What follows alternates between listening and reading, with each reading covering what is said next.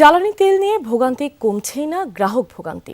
বিভিন্ন জেলার পাম্পে আজও যানবাহনের দীর্ঘ লাইন। আবার তেল সংকটের কারণে সাময়িকভাবে বন্ধ রয়েছে অনেক ফিলিং স্টেশন।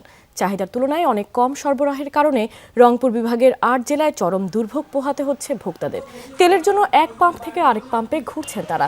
যেসব ফিলিং স্টেশনে জ্বালানি তেল মিলছে সেখানে বিক্রি হচ্ছে রেশনিং পদ্ধতিতে। পেট্রোল আর অকটেনের সংকটই বেশি। চট্টগ্রাম, রাজশাহী, ময়মনসিংহ ও খুলনা বিভাগের পাম্পগুলোতেও তেলের জন্য অধীর অপেক্ষা গ্রাহকদের। বিশেষ করে বাইকারদের ভিড়ই বেশি। ঘন্টার পর ঘন্টা অপেক্ষা করেও তেল না পেয়ে খালি হাতে ফিরতে হচ্ছে অনেককে।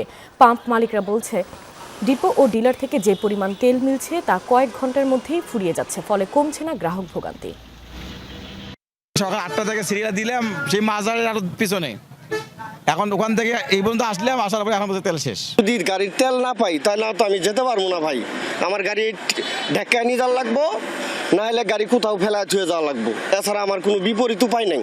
ডিপুতে তেল আছে, পুরো তেল আছে, কোম্পানি দিচ্ছে না। কোম্পানি যদি দিলে হয়, আমাদের এক গাড়ি ডিজেল, এক গাড়ি পেট্রোল, এক গাড়ি অক্টেন যদি দিত তাহলে আমার ধার কি বেচাইতাম।